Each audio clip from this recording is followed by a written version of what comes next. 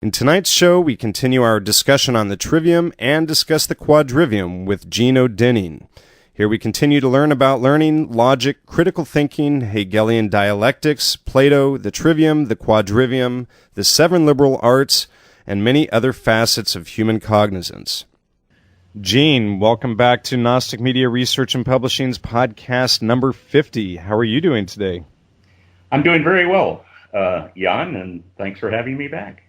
I really appreciate our in-depth discussion last week, and I'm excited to dive right back into this. Would you like to start out by giving a little bit of a recap on what we covered last week? Yes, and I'd like to say that although this may appear in depth, it's really just an introduction. But it's a fairly a good review as to what you can expect once you do start your studies. So I'll quickly recap what, in order of importance, what we're trying to achieve with the seven liberal arts, with the trivium and quadrivium. Number one is we're trying to discern reality from unreality. And it's through the trivium, which the three subjects that are involved with the trivium are actually the art and the science of the mind. We're concerned with training the mind how to think and how to creatively express itself. Now, with the quadrivium, which we really haven't covered yet, we could say that this is really the art and science of matter. It has to do with the measurement of matter. This is the realm of extension. Now, mind, of course, doesn't have extension. But when we get into the quadrivium, we tie mind and matter together. Now, Pythagoras, who was trained in the ancient world along a path of the mystery schools, starting in India, going through Mesopotamia, Persia, and finally to India. And it's in India where he got his final initiation and became a master of mind and matter. So he returned to Crotona, which was close to his home, which was in Italy at the time, and started the Pythagorean school of the Orphic mysteries. And they had their own initiation based on Indian initiation. And their own studies based on the trivium and quadrivium, which he himself put together. Now, later this evening, after we review a bit of the trivium, continue with our discussion on the trivium, we'll discuss how the quadrivium was put together by Pythagoras and how he brought it to a common denominator in the way that he organized it, and it'll become self-evident as to how what a high level of thought he had been brought to through his trek through the mystery schools. And I guess that's a good segue. We've decided, you and I, that we might have one more interview, and this would be a good segue into a preview of the mystery schools. Tonight we're just going to continue with our trivium and quadrivium discussion, which is the art and science of mind and matter. Those both lead to the development of our head thinking, our brain thinking, our critical and creative life. But of course, there's another aspect to life, and that's our emotional life. So without reference to the mystery schools, we can't complete the circle of our education. So the mystery schools really go to heart thinking, as I say, our emotional life. And one of the very important ingredients of that is the initiation through entheogens, through coming to know whatever part of the mind it is that we go into. A lot of people have called it the unconscious, the subconscious, the ethereal realm. Who knows? All we know is that we can go in there get a lot of information and insight that we really can't put into words. It's not that rare an occasion not to be able to put things into words. For example, just the results of our five senses. To try to describe in words something that occurs every day, which is sight. Now, if you try to describe what sight is to a person who has all his other faculties, has his other four senses, but he's blind and has been blind since birth, words are inadequate to describe this very mundane, ordinary, everyday thing. What is sight? So the same with all the senses. None of the senses could be described in conceptual terms, in words, to a person who's never had that particular faculty. So to think that the place that we go to, the journeys that we take with entheogens are experiences that we can't put into words is not to be considered mysterious by just making that analogy to the senses. There are many things that we cannot define. In fact, not being able to define something is the essence of proof. Now, we'll get to the point where we'll be able to discern between proof and substantiation. But we'll get to that as we go through some of these commentaries on the trivium. So in our next session, we'll distinguish the cultures. Okay. How the mystery schools began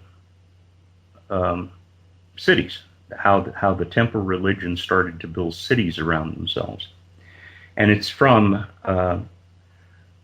the person who belongs to a city, a civilian, which we now call a citizen. This is what named its what lent its the origins to the word civilization. So there were city dwellers, and this became the culture of civilization.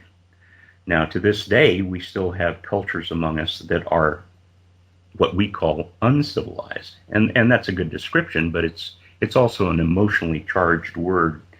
And those are the cultures of the clan and the tribe, who have never put together a temple religion to gather people from an area around them.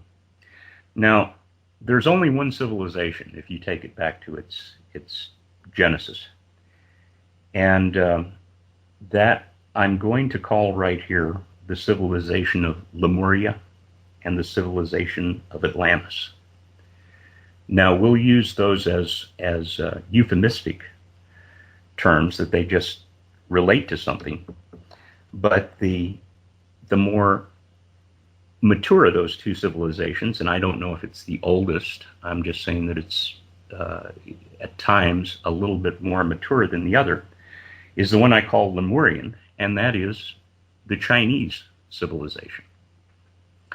The cities that they built up, not necessarily around temples, but as is often the case with a mature person, they want to have their time to themselves. And China has been known for this, not wanting to mix with the culture that's outside of its own realm. And the Atlantean civilization is really the one that we belong to. We're a subculture of India. This is the culture that came out of India and spread westward for the last 6,500 years or so, and has taken over the civilization of the world. and you can trace it. All you have to do is follow Pythagoras's trip, his tour of the mystery schools backwards. The last one to do this of note was Alexander the Great. If you follow his path of conquest, it follows the path of Pythagoras back to India. When he was initiated in India, he comes back and brings what we call Greek civilization to that part of the world, but in fact it is the Atlantean civilization. And it's this westward civilization toward the Atlantic Ocean is the reason I refer to this as Atlantean. But from the Middle East up in through the southern part of Europe and then into Europe in general, and then of course over to the Americas.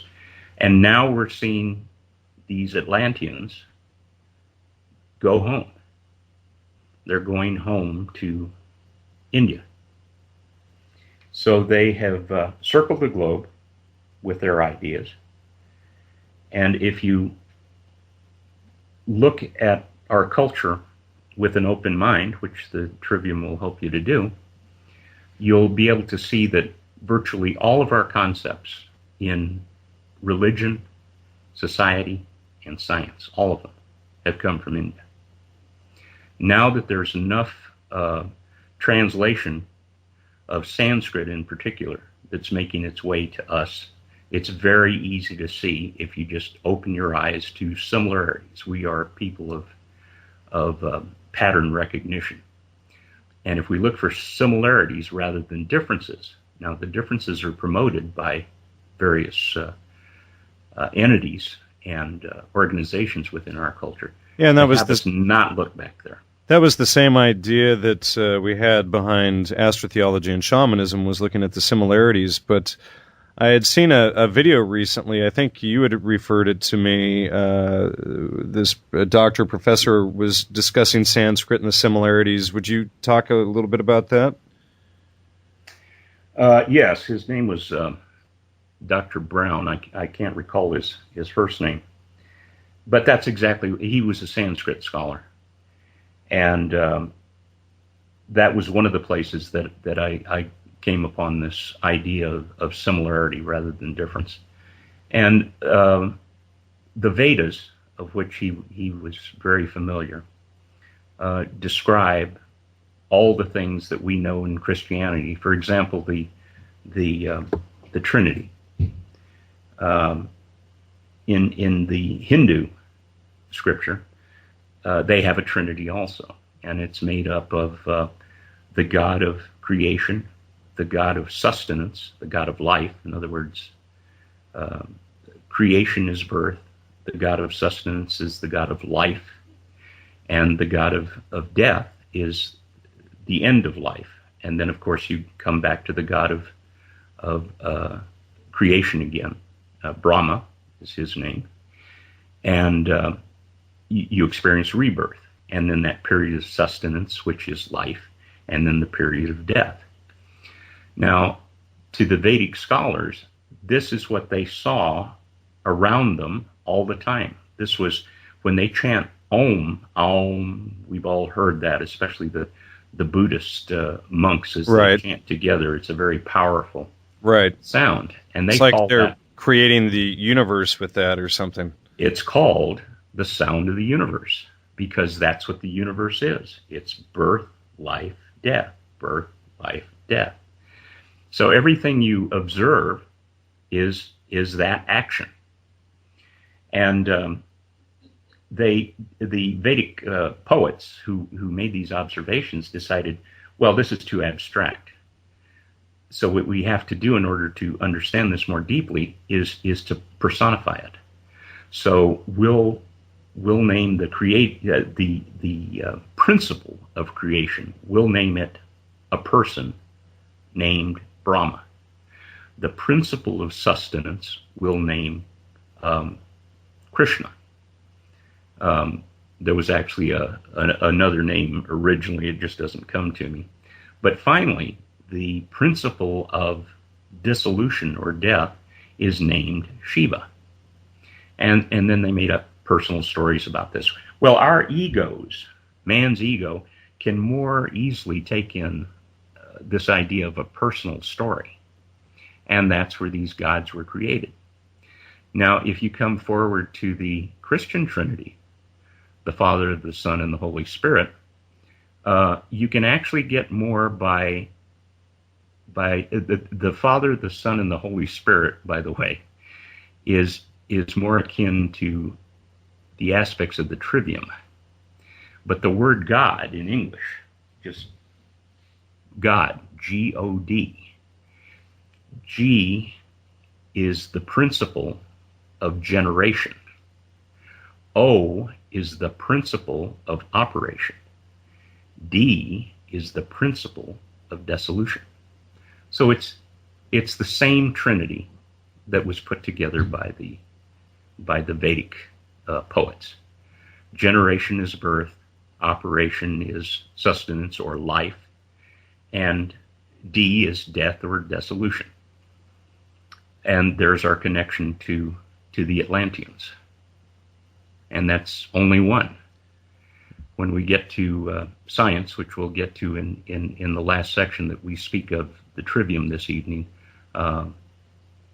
we'll discuss that a little bit further.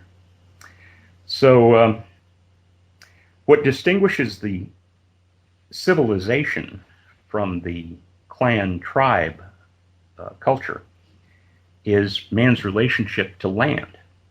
For example, in civilization, land is looked at as being for man. That is, land is for man. In the uncivilized, so-called culture, man is from the land. So the idea of ownership or property is not present there. In civilization, the idea of ownership and property is present. So the Lemurians, and this is why I call them more mature, use that as a filter. The Chinese would look out amongst their neighbors to the west and decide if they were civilized, if they were starting to gather into a city, not into a tribe or a clan, but into a city, taking diverse members of tribes and clans and making them part of the owners of the land. They've got this idea of ownership. So as we go along through civilization, we see that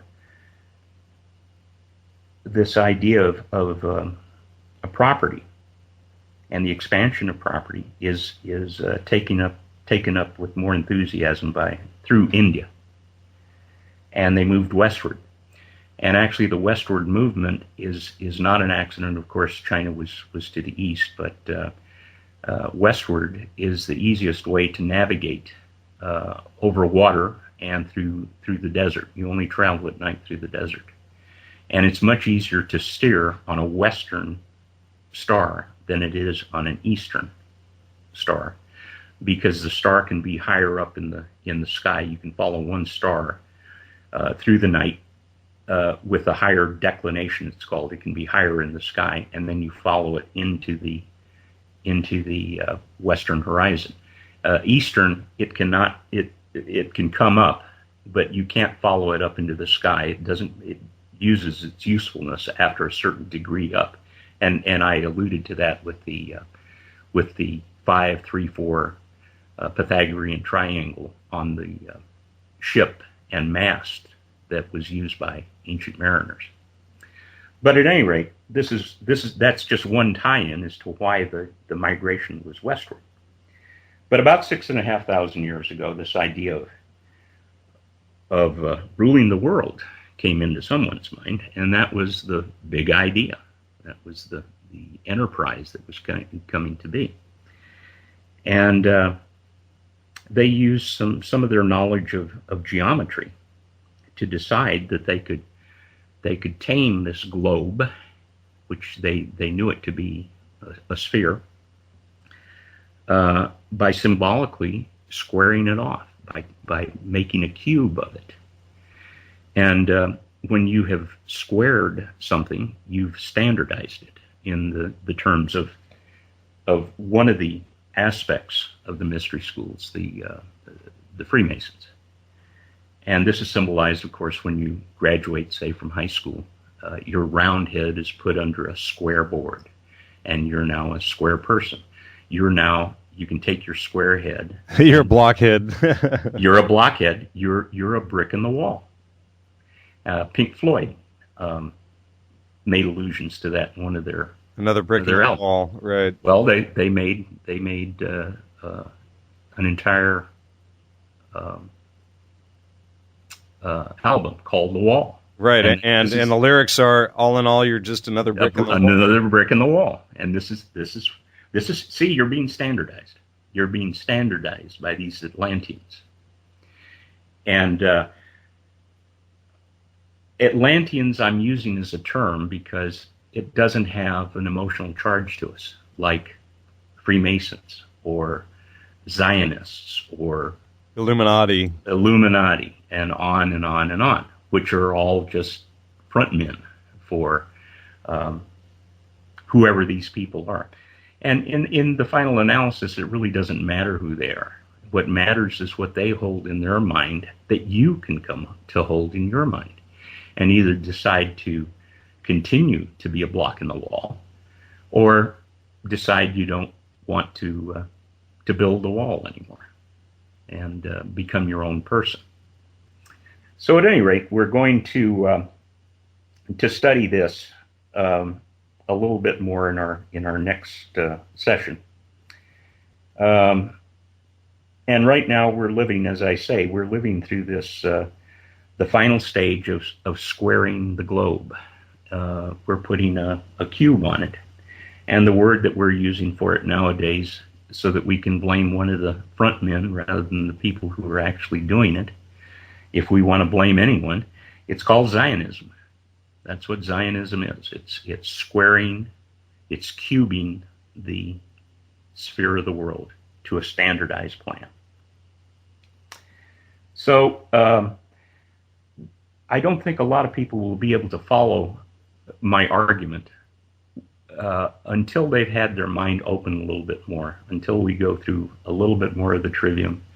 And those listeners who are more curious can take up the study on their own. Toward the end of the program, I'll provide a little package that I'll be happy to send to people that gives the sources, gives the various books and recorded lectures, and some websites that you can follow to get started on this little journey.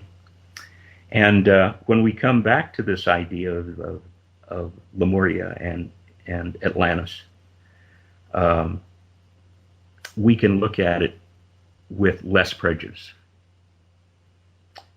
So that's going to be the goal between now and then. So right now, why don't we just get back to a little bit more of the review of the fallacies, because this is the one part, the one of the four parts in logic. We're in logic now, in the discipline of logic, that is applicable almost immediately, and this goes directly to critical thinking. So we'll take our little trek tonight from critical thinking and finish up with creative thinking before we move on to the review of the Quadrivium. So we left off last time with ad ignorantium. Tonight, let's start with appeal to emotion, which is what I'm trying to do.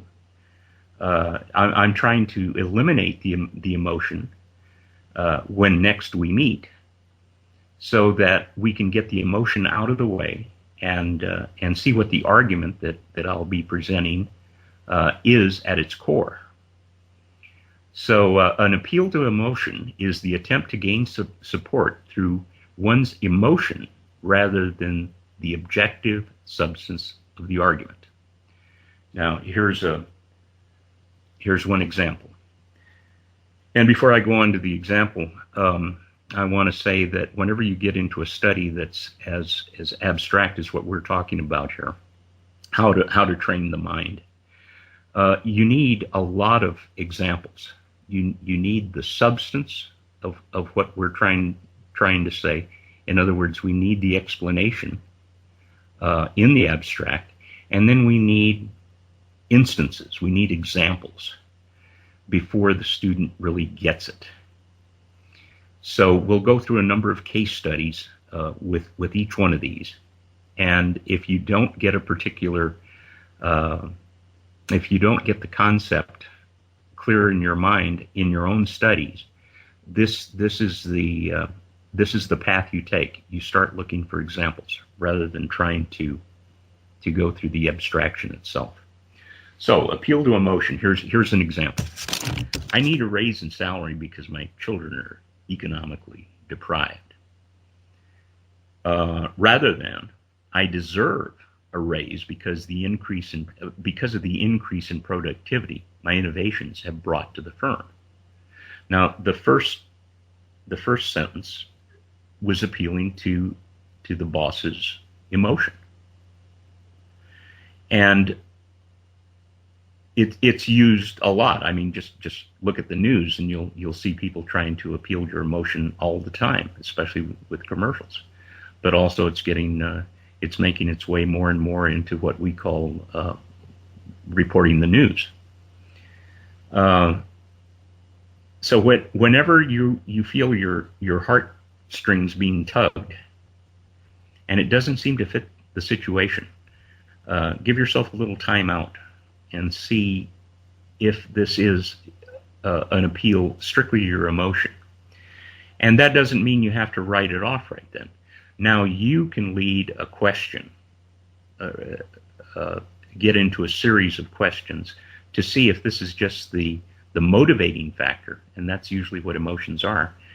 They motivate and give us our satisfactions in life. But if there's not an objective and more meaningful appeal, then you can, with confidence, leave that particular argument, an appeal to emotion. Now the next one is related. It's called special pleading. And this is typically referring to God's will. Now this is removing the arguer one step away so that you can't attack the arguer for his argument because it's God's will. And whenever you remove yourself one step, you're insulating yourself. One of the things that we can all relate to here, those of us who earn a living, is the IRS, the Internal Revenue Service, is demonized. And when in fact it's the Congress that passed the Internal Revenue Service Act. They're the ones that passed our taxation, our federal taxation. But they set up this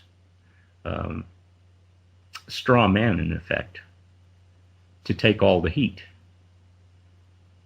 So whenever you go to your congressman and start complaining about taxes, he just says, "Well, what can I do? It's God's will. It's the IRS that's bringing this misery onto you." So I'll do what I can. See you next election. So there's the special pleading. You're injecting another party into the mix of the argument. And the next one is called begging the question. Its Latin name is petitio principii, and this is assuming an answer in the way the question is phrased. It's like a leading question, or using the question at issue to reach a conclusion at that same issue. For example, you walk into a bank and go up to a loan officer and say you want to make an application for a loan, and the loan officer says, "Well, you don't have any history with us. I can't really extend any consideration." And the man says, "Well, I thought of that, so I brought my neighbor along, and he'll tell you what a reliable individual I am." And the banker says, "Well, I don't know your neighbor." And you say, Well, that's all right. I've known him for a number of years, and I can vouch for his reliability. So there you are, going in circles. This is the type of thing that you see in a very in a much more subtle fashion. But that's what you're looking for, is the same argument repeated over and over. You'll also see this in dictionary definitions. What is mortification? Well, mortification has to do with the terms of death, with those things that relate to death. Now, you're using a different word, but you're still close enough. Mortification is just Latin, or the Romance language of death. So what you're trying to do is not use the same term when you're defining. And you can go through the dictionary, especially more modern dictionaries, and see circular reasoning begging the question just all over the place. You'll go to a particular term, and you'll have to go to 2 or 3 other different concepts before you finally understand what it means.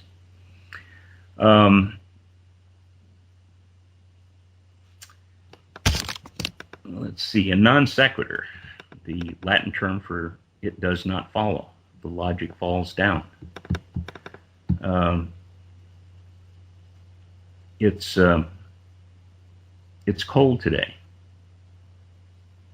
Well, it was cold yesterday.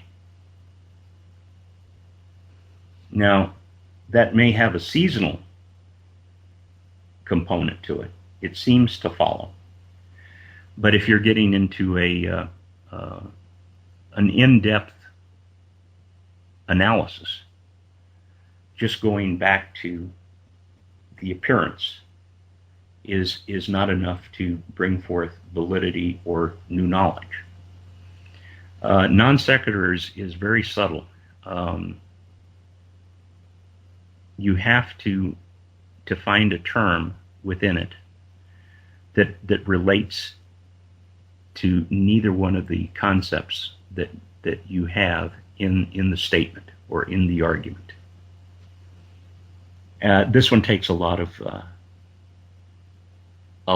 study and a lot of examples before you start to understand it. So I won't try to get into it too much here. The next one I like just because it's musical. Its Latin name is called post hoc ergo propter hoc, which literally means it happened after, so it was caused by. So this is the confusion of cause and correlation. For example, a comet appearing in the sky coincides with the start of a drought. And of course, it's mistakenly thought to be the cause of the drought. So that's a coincidence. But particularly in ancient times, the Star Watchers came upon this quite a bit. This is the basis of superstition.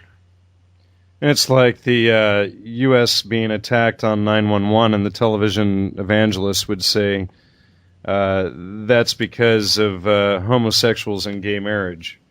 Yeah, there's a good one. I mean, that's propaganda, just out and out. Come visit us because we have an agenda here, and we'll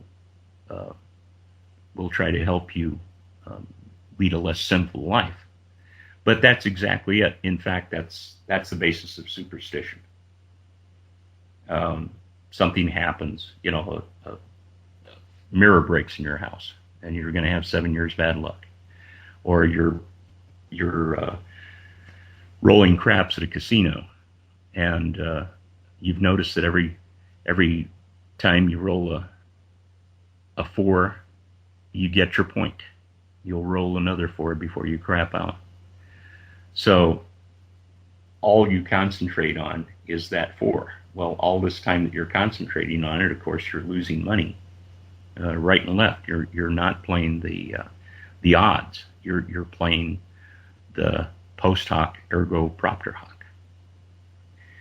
Now, I believe this other one we've already touched on to a degree. It's the one aspect of the Hegelian dialectic. In our last conversation, this was the aspect of controlled opposition, or staging opposition to an issue in order to claim the prearranged outcome, which had been tested by objective debate.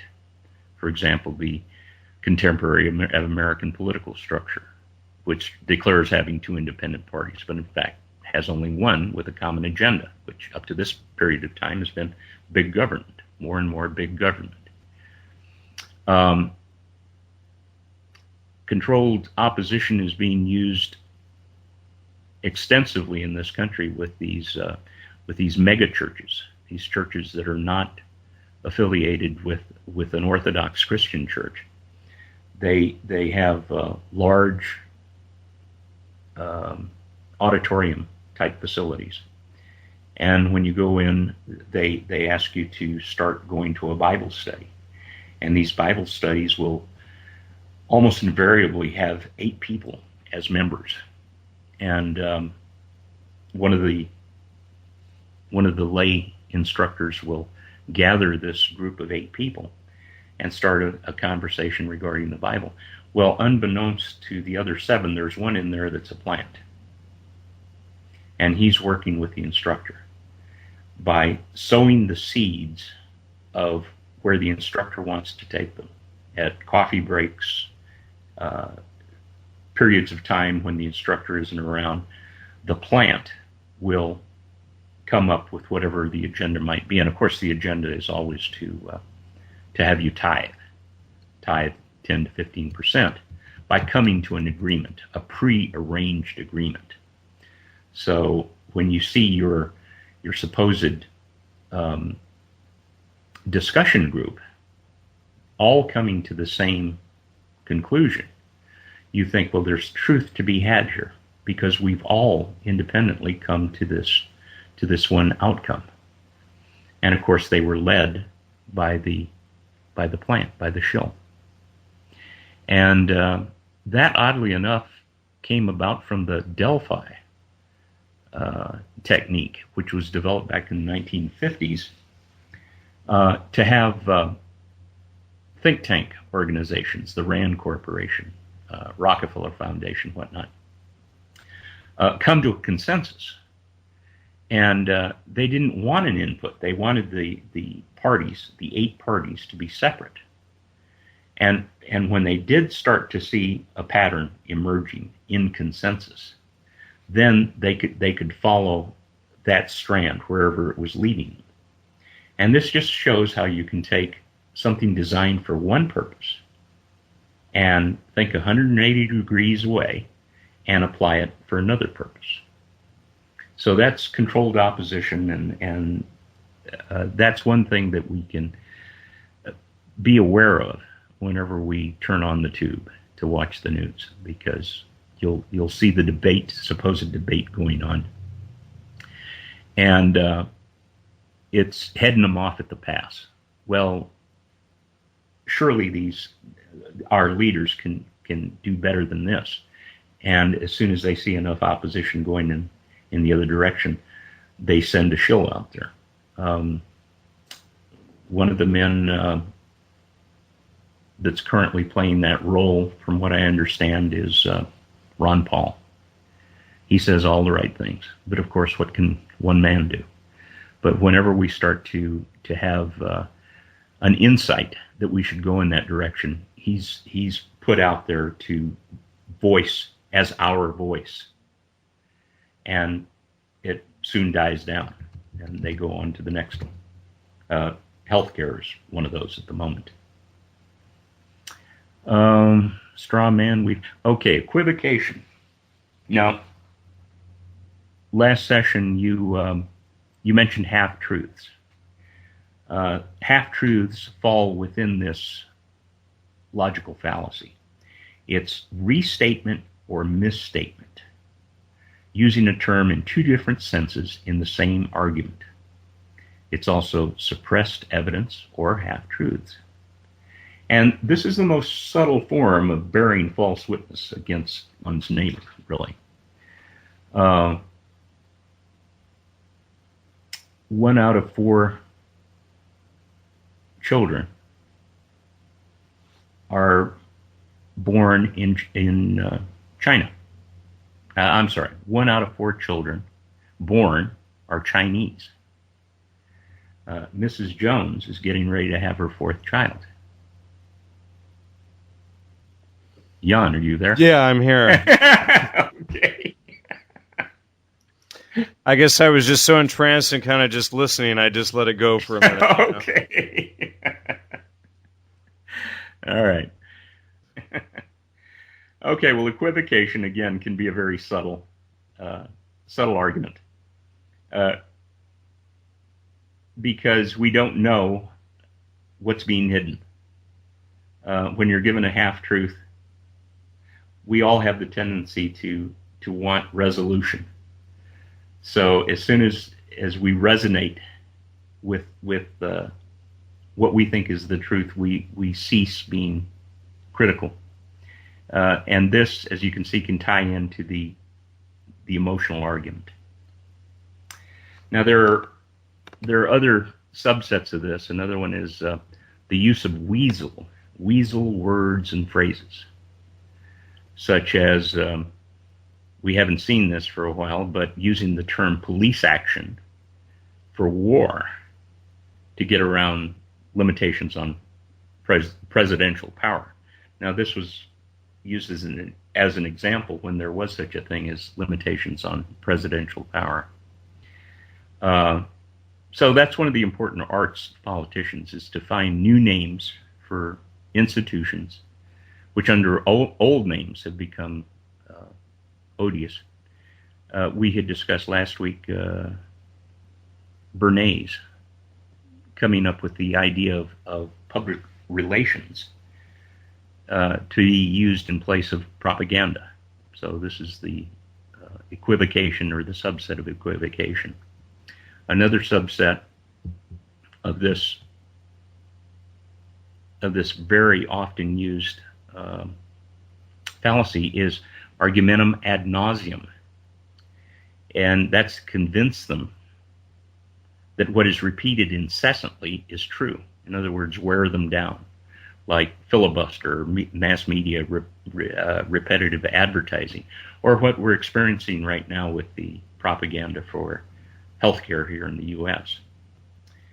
So this gives you a small arsenal of logical fallacies. They're very easily found in Introduction to Logic books. There's a number of logic books out there that carry these. Also on the internet.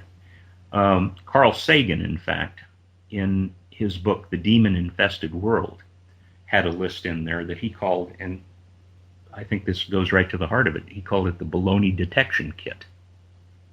So when any of these fallacies come up, it's a red light. Baloney's coming your way. Now, the ancient Greek philosopher Aristotle called his list of fallacies the refutation of the sophists.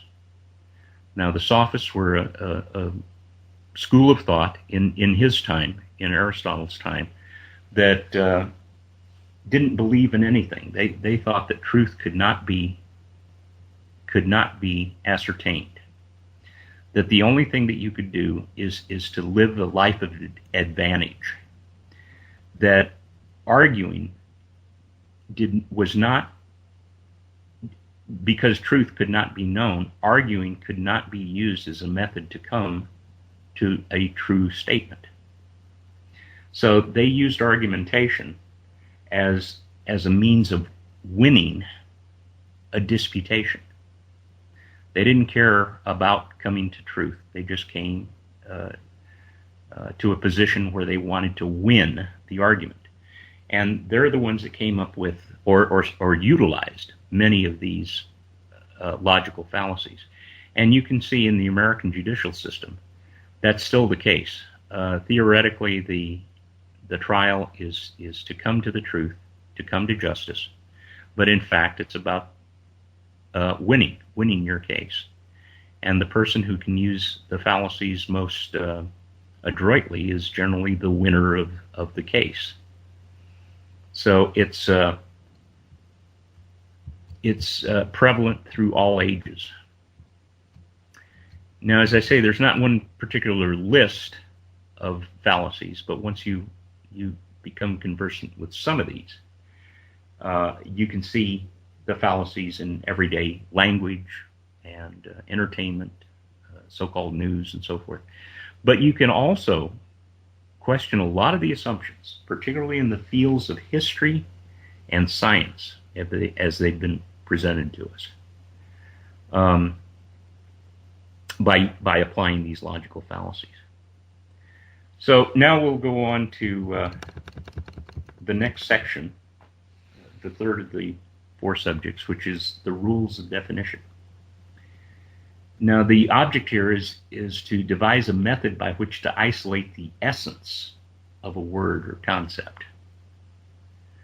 And it was in the West that the philosopher Socrates, who was one of Plato's teachers, came to be known as the father of definition. He said that his emphatic prescription to clear the muddle, contradiction, and confusions of men's minds was to define your terms. Terms, as he used it, was words. So his idea was, before you started an argument or a disputation, that the two parties, or the parties that are going to be involved, define the words before they got into the argument. In other words, define the word justice, define the word cruel, and so forth. And when you come to an impasse in an argument, when you're actually coming to the idea of looking for truth, when there is an equivocation between two people, that is, one person is using a word in one sense and another is using it in another, you stop the argument per se, and define the term. Come to an agreement about the term as it relates to that argument. So Aristotle comes along after Socrates, and with his scientific mind decides that he wants to make this methodical. He wants to make a system of it. So he comes up with the formulation that a term must be stated in positive terms, describing what a concept is, not what it is not, where possible. For example, I'd already made mention of this, that innocence is a positive term, but the definition of necessity has to be negative. Innocence is the absence of guilt. Guilt is a positive term that is defined positively. It is the commission of an act, usually a cruel or unjust act. Freedom is a positive term defined by lack of constraint. So it's a positive term that must be given in a negative description. Man is known as the rational animal. Now, he's not known as the laughing animal, or the animal that's always in heat, or the animal with the most dexterous opposing digit on his hand. Even though he is all these things, he is the only one that is rational. That is, going back to the definition of rational, is he who can see and use ratios. And of course, I think I've mentioned that there is no other animal that shows evidence of being able to do that. And all that stems from being able to see and use a ratio. So that is a positive term, a positive description of a positive term, man. So Aristotle also came to, after that recommendation, he says, you want to seek a term, a reckoning, which is not too broad or too narrow or too circular or too vague for the term. Too broad, too generalized, too narrow, getting too much into the specifics and disregarding the genera. Too circular, which goes to petitio. You don't want to use a circular, use the same word to try to prove that word. Or too vague, which is the fallacy of half-truths, the fallacy of equivocation. So you use all those fallacies in these tips, in these ways of coming to a definition. The best way I found is, because we have such well-researched dictionaries, is to start with the dictionary term. And if you're lucky enough, go back to a dictionary that's a number of decades old, back in the 30s and especially pre-1920, and compare the two, if it's a concept that's important to you. So, as we go along into argument, we'll find that we'll be able to define not just individual words, but entire propositional sentences, and finally whole arguments. And our inconsistency, our mental inconsistency through practice, will be replaced by clarity. So the final two segments of logic are the rules of deductive reasoning and a guide for inductive reasoning. And those are pretty abstract statements, but they really just refer to what the brain does. The mind just mentally takes things apart and mentally puts things together. That's all it does. It does nothing else other than become emotional. But but when we're in analysis and synthesis, which are just other words for deductive and inductive, that's all it does. So, from the base of immediate logical inference, which derives a conclusion from a single preceding statement or implication, Aristotle again came up with a three-termed argument, which he called a syllogism, which in Greek just means connected discourse. But we do this all the time. We see a wild animal, let's say. We see a bear in the woods. Well, that is part of a family that we already know as a predator. So we're putting a general principle of predator together with this, say, fishing, this bear that's fishing the stream. So of course we see he's a predator, and he belongs in that category. So we're putting things together. We have a general principle, and we're putting together a specific instance. So the direction of this way of thinking is from specific to general. Sherlock Holmes, famous for deducing by seeing a scuff on a man's shoe at a particular height, for example. He can tell that he was in a particular room that had a door that opened to that height, and that's what scuffed his shoe as he came up and jammed his shoe under the door. So we know that objects scuff leather. So that's the general statement. Then the deduction is that he was in that room, that that Holmes is trying to place him in, say at the time of the murder, which it invariably is. This is going from genera to specifics, which is also part of where we just came from, which was part of definition. In definition, where possible, we look for genera, which is to place a term in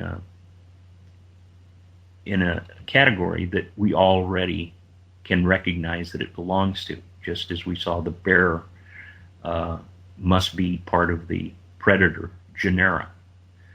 The bear was the species. When we are working with concept definition, with word definition, we call that the differentia. We call the species the differentia. In other words, it's the word that fits in the general category, but the thing that makes it different from every other member of its category, of its genera, is this specific thing. Like the differentia of man is rational, that he can see and utilize ratios. So that's the differentia. Or in rules of analysis, that's the species, general and specific. Now, the rules of the syllogism and the rules of deduction are thoroughly known. I mean, they're exhaustively known. So when you get into the study of an introduction to logic, when you get to this particular area, deduction, it's the most technical. The way an argument is put together, the syntax of the argument are important. If you put an argument together in a particular way, there's almost no out but to come to a valid or a truthful conclusion. Now, the syllogism, which, as I say, is pretty technical, we can give an instance of it and see how it works. And the classical syllogism is, and most of us have heard this, there are three statements. All men are mortal. Socrates is a man. Therefore, Socrates is mortal. So from the general statement of all men are mortal to the specific statement that here's another man, and his name happens to be Socrates. Therefore, this man named Socrates is mortal. And the structure of this is if, then, therefore. So if we restated this, all men are mortal, Socrates is a man, Socrates is not mortal. Just from that structure, we can see that all men are mortal. This man named Socrates is a man. This man, Socrates, is immortal. The logic does not follow. So we have to keep going back until we get the structure right. And of course, we start with a valid general term and a valid specific term. And we should be able to come out with the proper answer, if, then, therefore. This generally leads to what in philosophy is called certainty. When you're thinking deductively, you come to a certain conclusion. And that's a dubious word, certain. But in philosophy, when you understand the limitations that it puts on itself as to what certainty is, which means that it's contextual, you within a certain context, all these things hold. And that again goes to some of the technicality within deductive reasoning. And deductive reasoning generally leads you to that idea of certainty through a spectrum of evidence. The first part of that spectrum is that the conclusion might be possible. In other words, there is some amount of evidence for the conclusion. but not a preponderance of evidence. And this is something else we've heard in courts, in legal situations. The preponderance of evidence is not there. The next level before certainty is called probable. In this part of the spectrum, there is a preponderance or a majority of evidence for the conclusion. And then, of course, the final level is that of certainty. And here's where the context comes in. All of the gathered evidence points to the conclusion, and there's no evidence against it. So the evidence is conclusive and theoretically certain. The term theoretical didn't come into use until the next mode of thinking, the mode beyond philosophic, came into prominence. And of course, that was the scientific mode, where everything must be demonstrated. And all witnesses to that demonstration come to the same conclusion.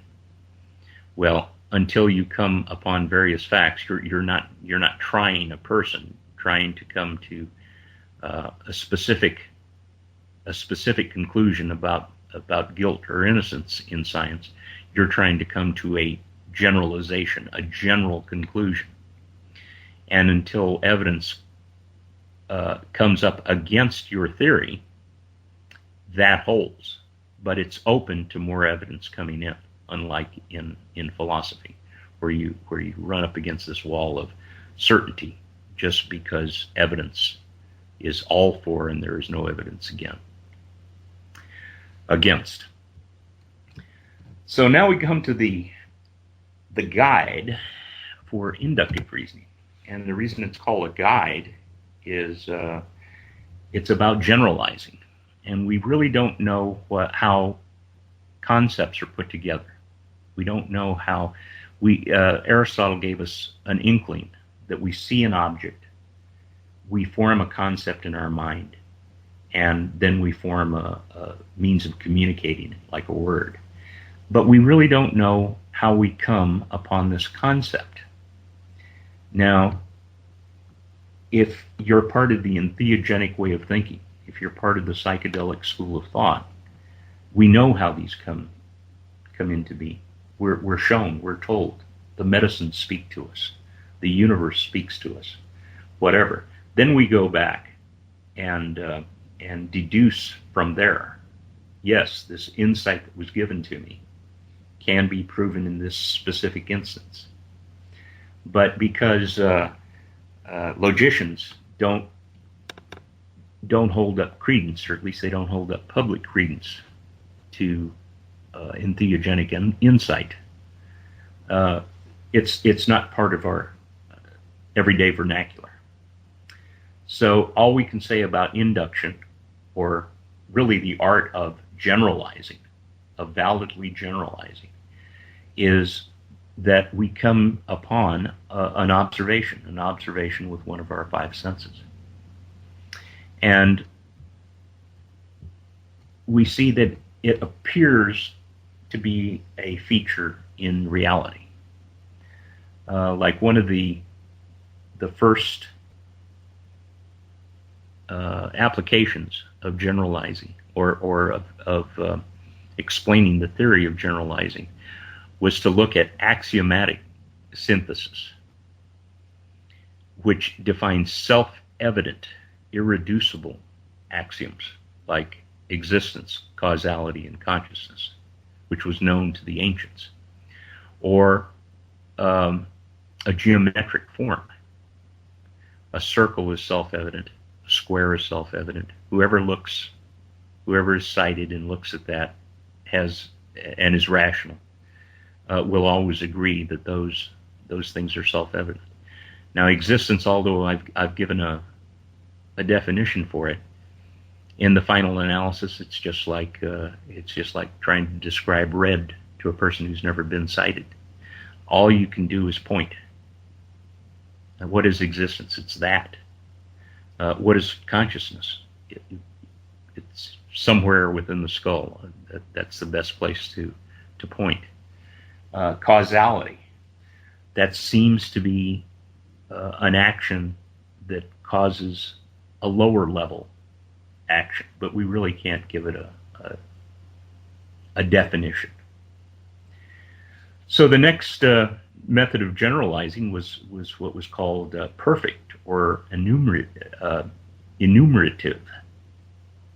induction, which was hypothetically to observe every instance of a phenomenon before advancing a general statement of principle.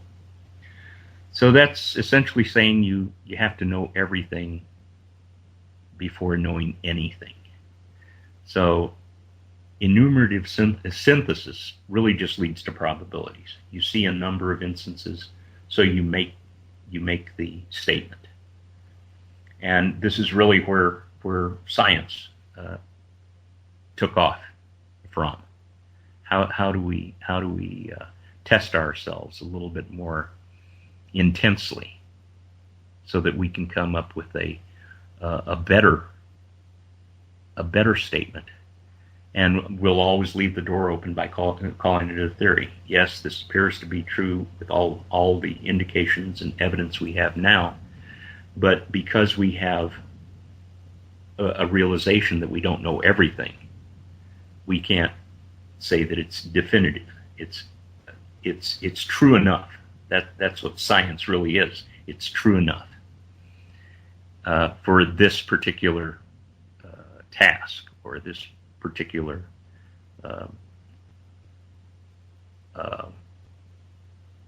set of concepts that are usable. So in science, of course, we have theories rather than certainties. So you can see the advancement in the modes of knowledge. It was Francis Bacon who hinted at what the scientific method was. And it's the scientific method which is really our greatest method of generalizing. And the scientific method consists of four actions. The first one is to observe. The second one is to generate hypotheses. The third is to extrapolate. And the fourth is to demonstrate an experiment, a repeatable experiment. So the first segment is to observe reality, to try to explain a phenomenon, a physical phenomenon within the universe. So we define that objective. Secondly, we go to attempted explanations by generating hypotheses. Now, hypotheses are generated by analogy. We find the similarities between the phenomena, the new phenomena, and known phenomena, and we come up with a number of hypotheses, sometimes not even related. This is just blue sky thinking. And from the most likely hypothesis that we've generated after a thought process, we extrapolate from that most likely hypothesis to come to an even more refined understanding. We can liken this to generating a blueprint. A blueprint for what? Well, it's a blueprint for designing an experiment. And as we refine the experiment, the blueprint for the experiment, and we think we're ready to carry out the experiment in the real world, we perform it. We perform the experiment, and then we make sure that it is a repeatable experiment, that other parties, other people can devise this experiment. And that's how we prove our scientific theory. From this experiment, we come up with a statement, a written statement of theory. So this is proven to be the most efficacious way of using the guidelines for inductive thinking that we've devised. And in the modern world, you can see this reflected all over the place. One of them is in medicine. A physician will examine the patient. Then he will take the symptoms that he's seen and diagnose from those symptoms as to what the malady might be. Thirdly, he uses a process called prognosis, which is to take from the most likely diagnosis what the treatment might be. It might be a drug therapy or it might be a surgery, depending on what his diagnosis was. Part of the prognosis is also to, in his own mind, determine what the efficacy of that treatment might be. And then finally, he carries out the treatment. Now notice that in the scientific method and in medicine, we went from reality, observation or examination, to hypothesis, or in medicine, that's diagnosis.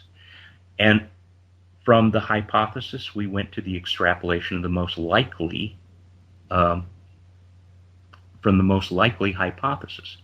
In medicine, we went to prognosis from the most likely diagnosis, and finally down to action by either performing the experiment or treating the patient. Now let's look at what this process really is. It's the process of going from reality, from observation, to a process completely in mentality, which is hypothesis formation, or in the case of the physician, diagnosis. And next down, we go to extrapolation from the most likely hypothesis. And this is a completely mental exercise also. Prognosis, likewise with the physician. It's a completely mental exercise that's more focused than the mental exercise just above it. And finally, we take it back into the real world, into an experiment or to a treatment. So the process that is common to both of them is going from reality to, let's say, a shotgun view of mentality of our own mind from whatever we saw from whatever we observed in the real world, to a rifle shot, which is the second, the third level down, the second mental exercise. That's the rifle shot. That's the one that's more focused, and finally back to reality, to take action. So this is,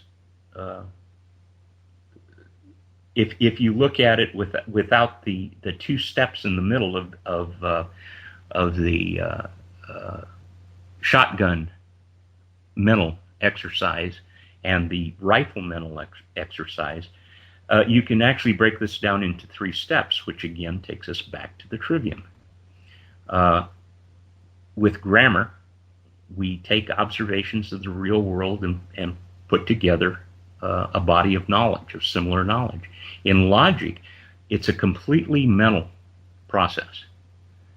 We take what we've learned from our body of knowledge and brought understanding. Now, coming to an understanding is a completely mental exercise. And then we express it in the real world, or utilize it in the real world as wisdom or rhetoric. Wisdom, remember, is the use of knowledge and understanding in the real world. So that pretty much covers the areas of the trivium. And once we have trained our minds, or come to a general understanding, a conversant understanding of the trivium, we can move on from the methods of training and using the mind critically and creatively. We can now move on to the realm of extension, or the quadrivium. Now, the quadrivium, the 4 classical subjects in the quadrivium are mathematics, geometry, music, and astronomy. Now, those are our modern methods of looking at it. Pythagoras put this group of subjects together, or at least he's given credit, I must add. He's given credit in our culture, in our version of Western culture, as being the one who put these together. And the common denominator that he used was number. Now, another aspect that's been hidden from us over the years is that of number. We generally think of number as being ways to count, and that's all it is. You count out a measurement, or you count out a probability. But I had already mentioned in our last session that numbers have qualities, and they're not just for counting. They're for making analogies. For example, 1 is unity. 2 is the first division. 3 is the first number, beginning, middle, end. 4 is the first encompassment, the box. 5 is the first number of life. 5 in a lot of cultures marries male and female. For example, what it's made up of, its factors. 2 and 3 also means male and female. 2 is female in a lot of cultures, and 3 is male, and the opposite. It's the thing that makes up water. A water molecule, an H2O molecule, always has an angle that would make up a pentagon. So water in its liquid state makes up a solid geometric figure called an icosahedron, which is made up of a series of pentagons, and this is where the water comes in. Makes up the corners of the pentagons. But this is why water is called in its liquid form a fluid crystal. Again, getting back to 5 as that which brings about life. 5s are found in apples, flowers, hands, and feet. One of the interesting points here does not have to do necessarily with life, but it's the planet Venus, the goddess of love and beauty. Draws a 5-fold pattern around Earth every 8 years, and we see this symbol in a lot of places. It's the pentacle, the pentagram inside a circle, and that's to show the path of Venus when it meets up with Earth. Every 584 days, it comes close to Earth, and over a period of 8 years, it forms that star pattern inside a circle. And this is a symbol of the United States Air Force, for example. So we see that in there. The next number is 6, and it's the first perfect number. Now, the idea of number in the Quadrivium is that we're explaining what the qualities of the quantities are, and 6 is the first perfect number. Its factors, which are part of their qualities, the things that divide into it, all add up to 6. The first 3 digits, 1 times 6, and 2 times 3 are 6. But you add those up, 1, 2, 3, the first 3 integers, and you come up with 6.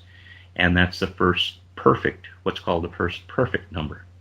There's only one perfect number between 1 and 10. There's only one perfect number between 10 and 100. That would be 28, the number 28. And there's one perfect number between 100 and 1,000, and so forth.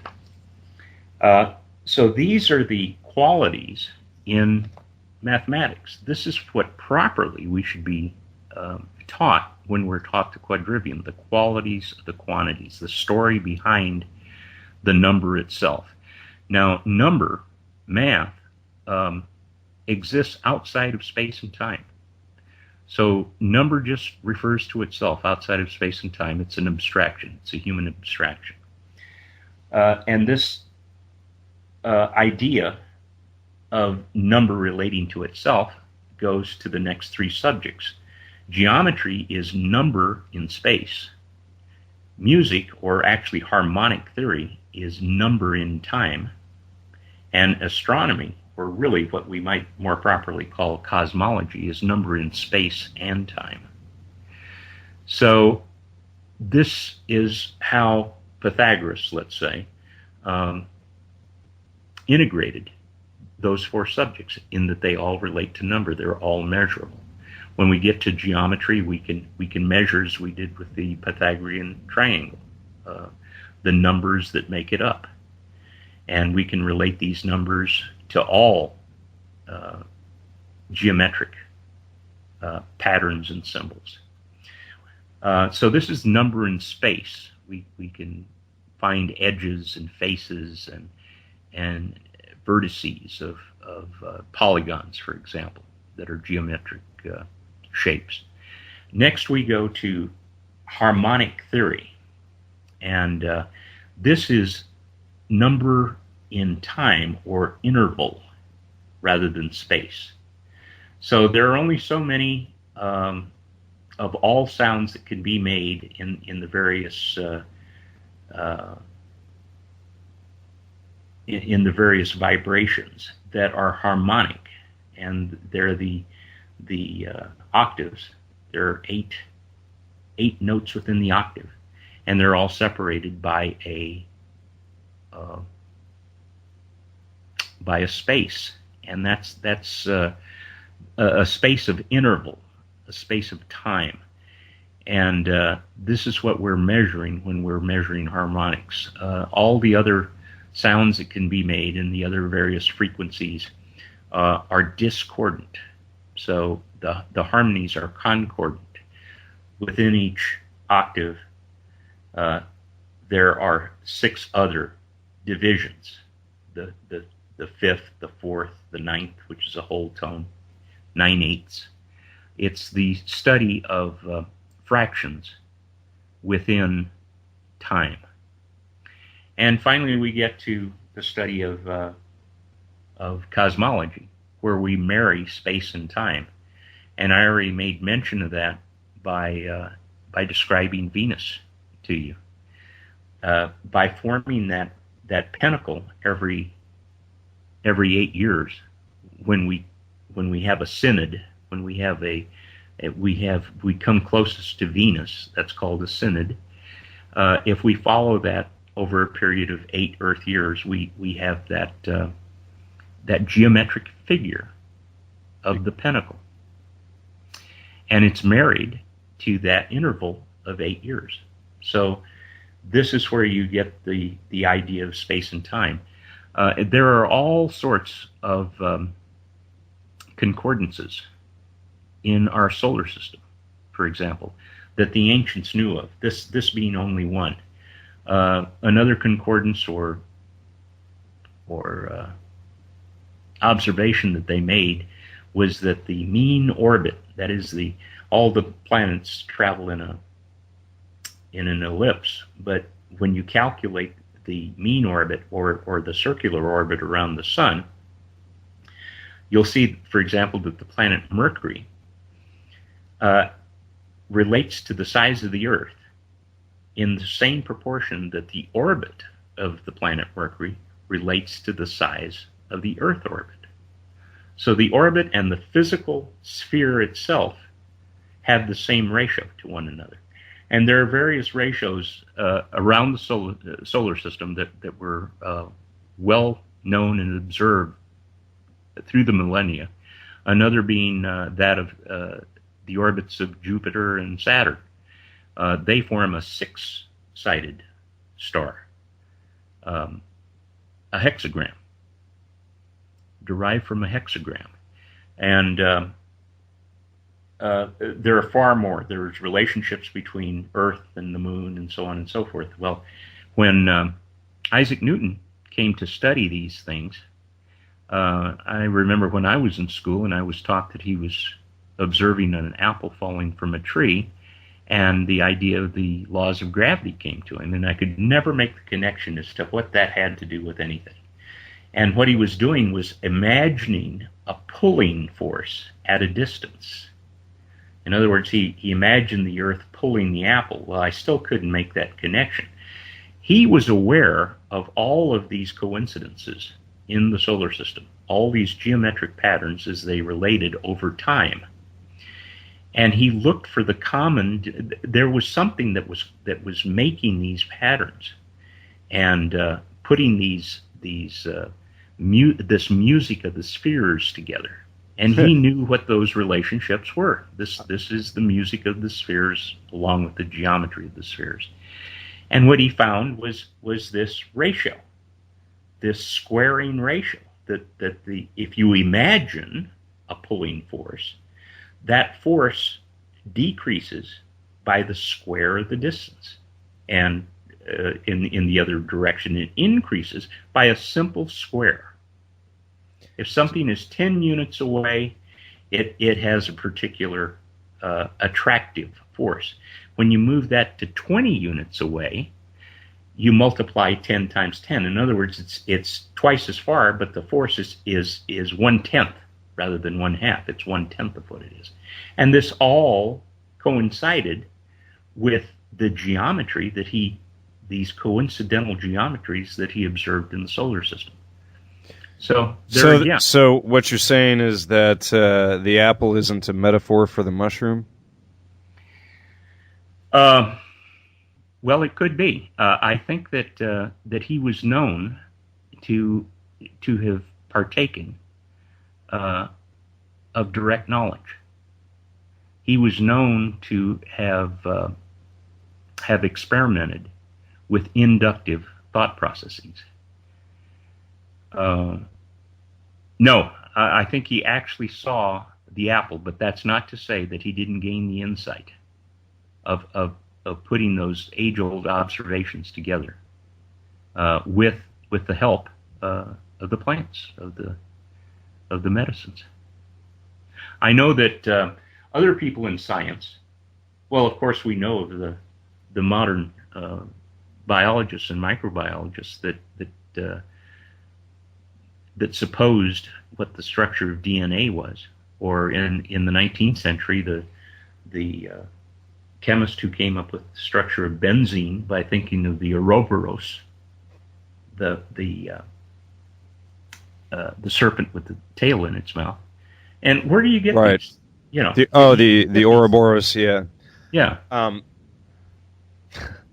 I just can't help but think with this talk about all of the geometric formations and things like that, that's one of the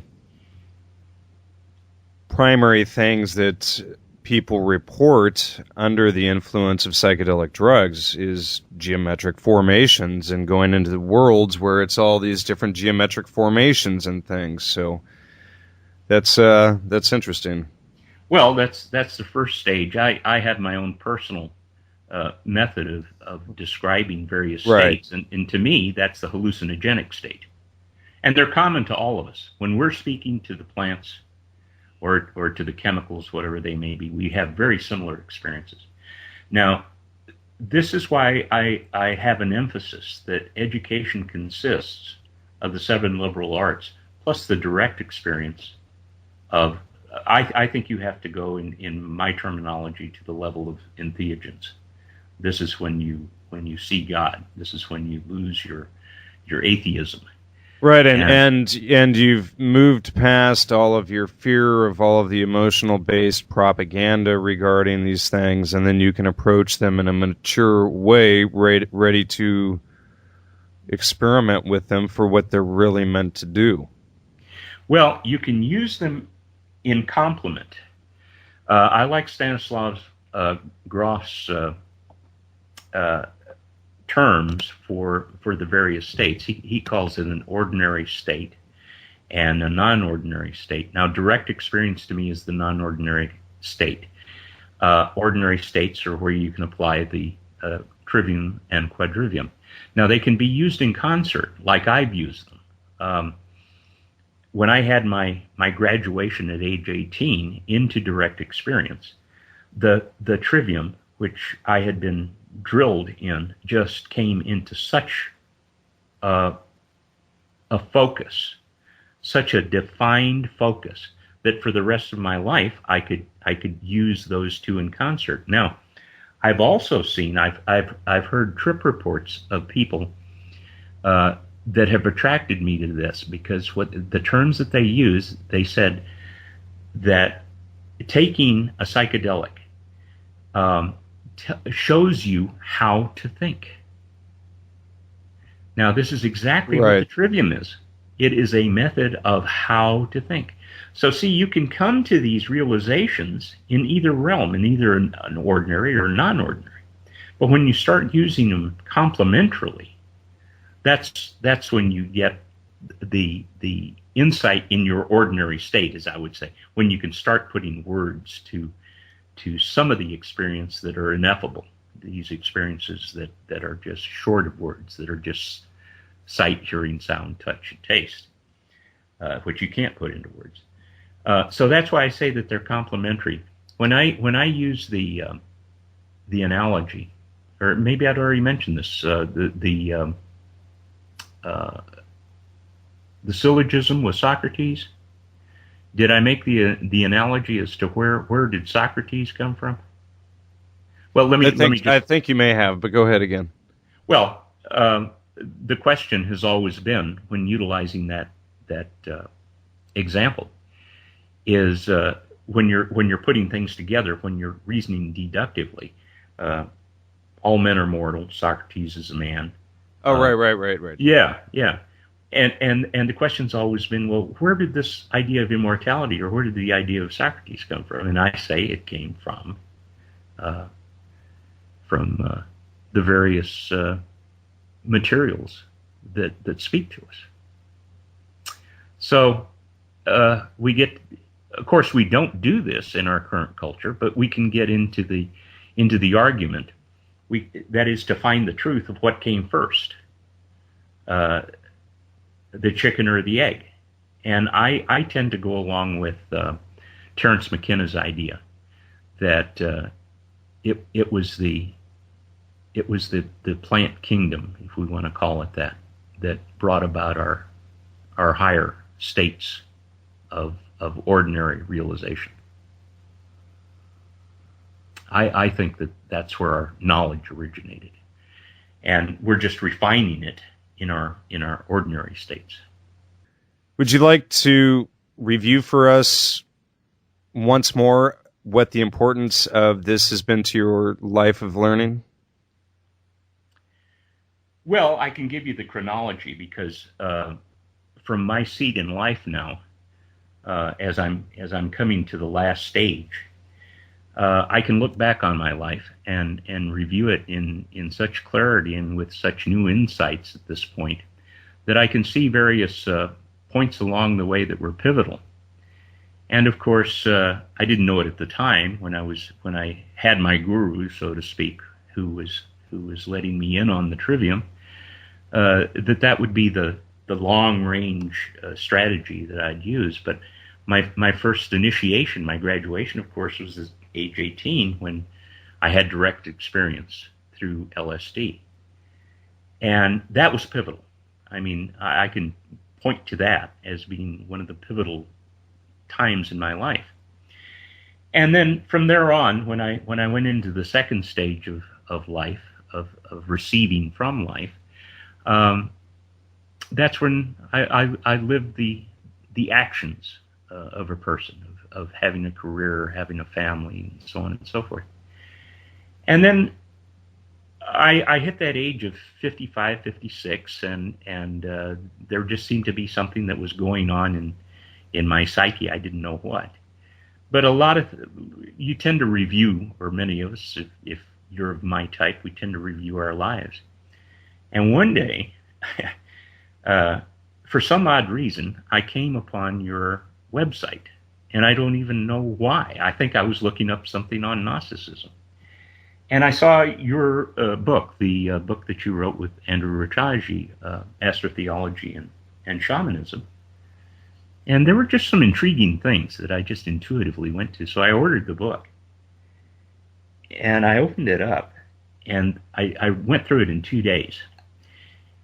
And this, I can honestly say, was another pivotal point in my life. All these somewhat fuzzy ideas in my mind as I reviewed my life came into a focus that I had in an ordinary state, as I had at age 18 when I was in an unordinary state.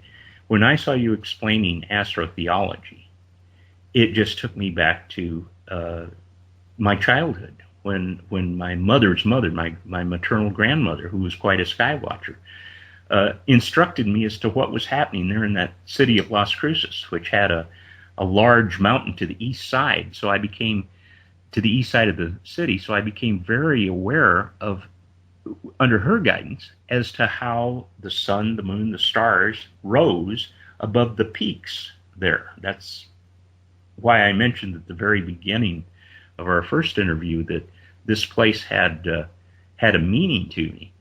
Well, when I was reading your treatment on astrotheology, all that just came pouring in, and all of a sudden, religion, organized religion, made sense to me, how it had evolved, and so on and so forth. And then, of course, when I went to the shamanistic portion, the idea of direct awareness, then everything else that was lying fuzzy in my mind came into focus. So I wanted to thank you and give a recommendation to people who have not read the book to get it, because as I say, it was one of those transformative moments in my life when those subjects were made explicit. The fuzziness that I had was in those ideas being implicit, but you two made those ideas explicit and opened up a whole new world of investigation for me, and that's led to the adventures that a senior person can now have, the adventures in mentality. Well, thank you for that. I appreciate that. Well, thank you. All right. Do you have any last words? Would you like to give out any contact information or anything like that for the audience?